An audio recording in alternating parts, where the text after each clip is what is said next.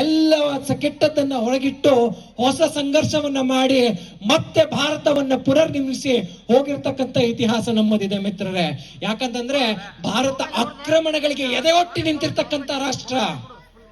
ಭಾರತಕ್ಕೆ ಎಷ್ಟು ಆಕ್ರಮಣಗಳಾಗಿದೆ ಅಂತಂತಂದ್ರೆ ಗ್ರೀಕರಾಗಿದ್ದಾರೆ, ಶಕರು ಬಂದಿದ್ದಾರೆ, ಹೂಣರು ಬಂದಿದ್ದಾರೆ, ತುರ್ಕರು ಬಂದಿದ್ದಾರೆ, ಅರಬ್ಬರು ಬಂದಿದ್ದಾರೆ, ಇಸ್ಲಾಮಿನ ಆಕ್ರಮಣಗಳಾಗಿದೆ, ಬ್ರಿಟಿಷರ ಆಕ್ರಮಣಗಳಾಗಿದೆ, ಪೋರ್ಚುಗೀಸರ ಆಕ್ರಮಣಗಳಾಗಿದೆ, ಡಚ್ಚರು ಬಂದಿದ್ದಾರೆ, ಫ್ರೆಂಚರು ಬಂದಿದ್ದಾರೆ.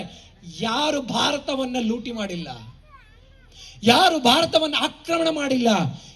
ಯಾವ ರೀತಿಯಾಗಿರ್ತಕ್ಕಂಥ ಸಂಪತ್ತನ್ನ ನೀವು ಊಹಿಸ್ಲಿಕ್ಕೂ ಅಸಾಧ್ಯವಾಗಿತ್ತೋ ಅಷ್ಟು ಸಂಪತ್ತು ಭಾರತದಲ್ಲಿತ್ತು ಮಿತ್ರರೇ. ಅಂತ ಸಂಪತ್ತು ಇವತ್ತು ಭಾರತ 5th ಲಾರ್ಜೆಸ್ಟ್ ಎಕಾನಮಿ ಆಗಿ ಮತ್ತೆ ರೂಪುಗೊಂಡಿದೆ. ಇವಾಗ ನಮಗೆ ಸಿಕ್ಕಿರ್ತಕ್ಕಂಥ ಆಶ್ವಾಸನೆಯ ಪ್ರಕಾರ ಮುಂದಿನ ಟರ್ಮ್ ಮುಗಿಯೋದ್ರೊಳಗಡೆ ಭಾರತ 3rd ಲಾರ್ಜೆಸ್ಟ್ ಎಕಾನಮಿ ಆಗಿ ರೂಪುಗೊಳ್ಳುತ್ತೆ. ಭಾರತ ಜಗತ್ತಿನ 3ನೇ ದೊಡ್ಡ ಆರ್ಥಿಕ ಶಕ್ತಿಯಾಗಿ ಬೆಳಗುತ್ತೆ. ಅಭಿವೃದ್ಧಿ ಅಂತಕ್ಕಂಥದ್ದು ಹೇಗಿರಬೇಕು ಅಂತಂದ್ರೆ ಹೀಗಿರಬೇಕು. ಯಾವ ರೀತಿ ಪರಂಪರೆಯ ಶಕ್ತಿ ಜಾಗೃತ ಆಗಬೇಕು, ಅದೇ ರೀತಿ ಆರ್ಥಿಕ ಶಕ್ತಿ ಜಾಗೃತ ಆಗಬೇಕು. ತುಂಬಾ ಜನಕ್ಕೆ